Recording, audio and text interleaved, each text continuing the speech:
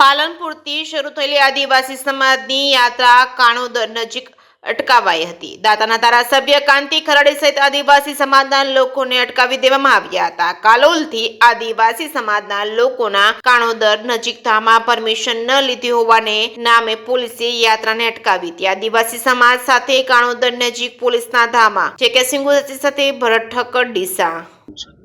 સૌથી પહેલા તો નવાઈની વાત એ છે કે અમીરગઢ હોય, દોતા હોય કે હળાદ હોય, બહુ લાંબા ટાઈમથી આદિવાસી દાખલાઓની જરૂર હતી। ત્યારે મામલાદાર હોય, પ્રાંત હોય, કલેક્ટર હોય, એકાદ વર્ષથી ઓછામાં ઓછા મહિને અથવા તો 2 મહિને આવેદનપત્ર આપવામાં આવ્યા, પણ તો છતાં નિરાકરણ ના આવ્યું। અને વારે ઘડીએ કહેવામાં આવ્યું કે અમારા અંડરમાં નથી, ગુજરાત સરકારની અંદરમાં આવે છે, એટલા માટે ત્યાં સુધી રજૂઆત કરવી હોય। ત્યારે ગાંધીનગર જવા માટે એમને એટલો બધો શોખ ભાઈ નહોતો કે અહીંયા વર્ષોથી દાખલા મળતા હતા ને આદિવાસીઓએ ગાંધીનગર જોયું પણ નહોતું, આજે પણ જોવા તૈયાર નથી। ને દુઃખની વાત એ છે કે દાખલા ના મળવાના લીધે આજે ગાંધીનગર જવા માટે નીકળ્યા અમે। એટલા માટે નવાઈની વાત કહી રહ્યો છું કે એક ધારાસભ્ય તરીકે દોતાનો ધારાસભ્ય નહોતા, આખા ગુજરાતના ધારાસભ્ય તરીકે કોન્ટ્રીબ્યુશન લેટર આપ્યો છે, કોઈ પાર્ટીનો લેટર નહોતો આપ્યો।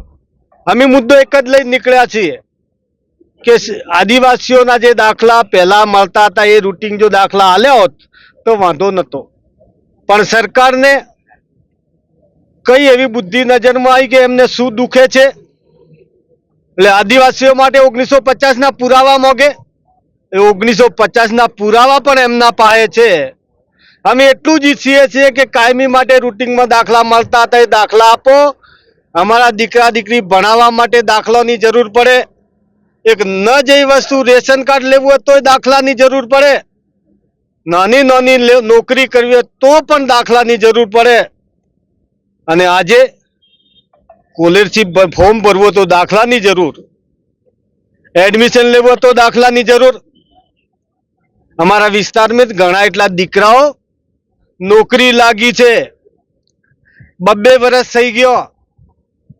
અમે આશા ને અપેક્ષા રાખીને બેઠા હતા કે આજે નહીં તો કાલે પણ દાખલા સરકાર આપશે, પણ દાખલા આપવામાં ના આવ્યા અને દુઃખી થઈને આજે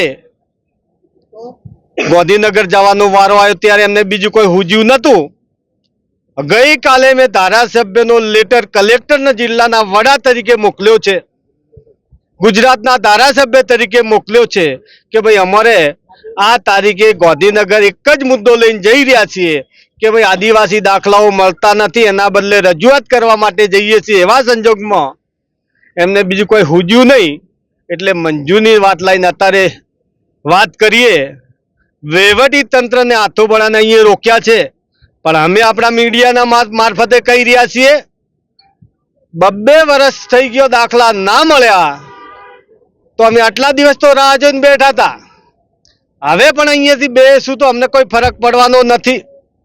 શોખ નથી આવતા એમને જો સદબુદ્ધિ મળે ને કોઈક સદબુદ્ધિ આલે ને આજે અત્યારે અહીંયા હોમે દાખલા આલ દે, અમે અહીંથી પાછા વળશું ને જ્યાં સુધી દાખલા નહીં આપે ત્યાં સુધી અહીંથી અમે હટવાના નથી। અમે આશાને અપેક્ષા રાખીએ છીએ કે તો અમને મંજૂરી આપો તે અમે ગાંધીનગર સુધી જઈએ ને કે દાખલા આલો। અત્યારે અમને બીજું કોઈ હુજતું નહીં, એક જ અમારો મુદ્દો છે, બીજી કોઈ રજૂઆત નહીં, એક જ મુદ્દા ઉપર દાખલા બદલે જઈ રહ્યા છીએ।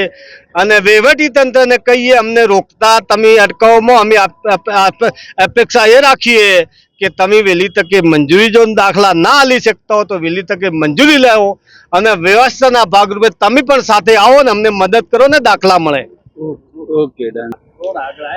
વાત કરવા જઈએ તો આપણો ભારત દેશ એ લોકશાહી દેશ છે અને લોકશાહીમાં જ્યારે આપણા અધિકારોનું હનન થાય, આપણા અધિકારો છીનવાય, ત્યાંને આપણું શોષણ થતું હોય ત્યારે શોષણ સામે બોલવાનો આપણને બંધારણે અધિકાર આપ્યો છે।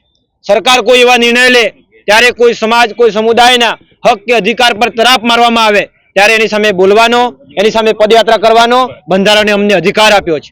પણ આ બેરી લૂલી આંધળી સરકાર અનેકવાર રજૂઆતો કરવા છતાં અમારી રજૂઆત સાંભળી નહીં, અમારું યોગ્ય નિરાકરણ આવ્યું નહીં। તેથી આજે અમે પાલનપુરથી ગાંધીનગર સુધીની પદયાત્રા કરી હતી. પરંતુ જ્યારે પાલનપુરથી ગાંધીનગર સુધીની યાત્રા કરી ત્યારે સરકારને ખબર પડી કે આવનારા સમયમાં ગાંધીનગર ખાતે મોટા પ્રમાણમાં કે મોટી સંખ્યામાં આદિવાસી સમાજ અહીંયા આવવાનો છે. ત્યારે છાપી ખાતે આ સરકારે પોલીસ તંત્રને આગળ કરી અને અમારે આ પદયાત્રા અટકાવી છે. આ ખરેખર લોકશાહીમાં અમારું ગળું દબાવવાનો પ્રયત્ન થઈ રહ્યો હોય એવું અમને સ્પષ્ટપણે દેખાઈ રહ્યું છે. આગામી હવે શું કાર્યક્રમ? આગામી સમયમાં અહીંયા જે પણ અમારા અગ્રણીઓ છે એ જે પણ નિર્ણય લેશે એમ અમે યુવા વતી એમની સાથે એ જ્યાં પણ કહેશે એમ અમે ચાલીશું. વિધાનસભાના ઘેરાવ કરવાની આગળની રણનીતિ નક્કી થશે તો એમાં પણ અમે તૈયાર છીએ. ઓકે.